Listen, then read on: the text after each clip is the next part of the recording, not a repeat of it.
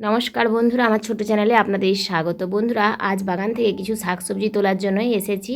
এই গরমেও এখনও প্রচুর সবজি তুলে নিচ্ছি আমি প্রায় প্রতিদিনই। তো আপনাদের দেখাই কি কি শাকসবজি তুলি। এই দেখুন, এখানটায় হচ্ছে লাউ। এই লাউটা আজকে তুলবো, এটা তোলার জন্য এসেছি। দেখেছেন লাউটা কি সুন্দর, এটা তুলে নিলাম।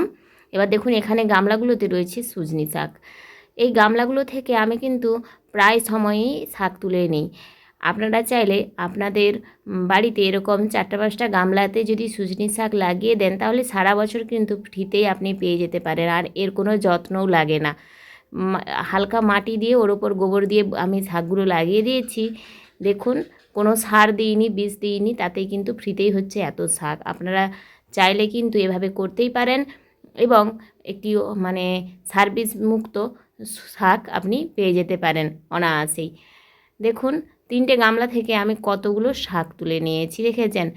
আর এই যে জায়গাটায় শীতে অনেক সবজি করলেও এখন বিশেষ কিছু করছি না, কারণ এখানটায় মাটি আগে ফেলবো, তারপরে তো সব কিছুই করব। এই যে দেখুন, লাউটা তুলে নিয়ে চলে এসেছি, আর সমস্ত শাকসবজিগুলো আমার তোলা হয়ে গিয়েছে। এখন এই দেখুন, এখানে হচ্ছে ছোটো ছোটো মূলো। শীতে যে মূলো শাক লাগিয়েছিলাম, ওরই দানা পড়ে গিয়ে এখন এখানে দেখছি বৃষ্টির জল পড়তেই মূলো হচ্ছে। আর এই দেখুন, পেঁপে গাছটা লাগিয়েছিলাম, পেঁপে গাছটাতে কি সুন্দর একটা পেঁপে ধরেছে। এদিকটাতে গরমে 2টো একটা করে লঙ্কা পাচ্ছি। আমার ছোট্ট সংসারে কিন্তু এরকম টুকটাক হারভেস্ট হলেই যথেষ্ট। বেগুনও পাচ্ছি টুকটাক 1-2, সব মিলিয়ে ভালোই একটা বড় হারভেস্ট হয়ে গেল দেখুন। আর বেগুনগুলো তো না তোলার জন্য ওইভাবে হলুদ হয়ে যাচ্ছে। এটা কাটিমন বস্তাতে দেওয়া রয়েছে। আর এই যে দেখুন, এখানে হচ্ছে উচ্ছে। এই একটা গাছ থেকে মাঝে মাঝে আমি 1-2 করে উচ্ছে তুলে নিই। আর এদিকটাতে দেখুন প্রচুর শাক দেওয়া রয়েছে। যদিও বাগানটায় আমি কিন্তু এখন কোনো যত্ন করছি না, এমনিতেই পড়ে পড়েই হচ্ছে সব। আগে মাটি ফেলি, মাটি ফেলে এখানটাকে সুন্দর করব। সে তাতে যতদিন লাগে লাগুক, তারপর আমি বাগানটাকে সুন্দর একটা রূপ দেওয়ার ইচ্ছে রাখি। এটা তো কমলা লেবু বলেই কিনে নিয়ে এসেছি, জানি না কি লেবু, তবে অনেক দিন হয়ে গেল লেবুটা। এবার ভাবছি ওটাকে একদিন তুলে দেখব।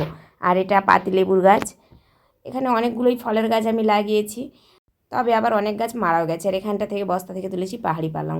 দেখুন বন্ধুরা, কতগুলো শাক আমি তুলে নিয়েছি। আর তুলেছি লাউটা সত্যি অসাধারণ। এই গরমে এরকম একটা সুন্দর লাউ কার না ভালো লাগে নিজের বাগানের সবজি।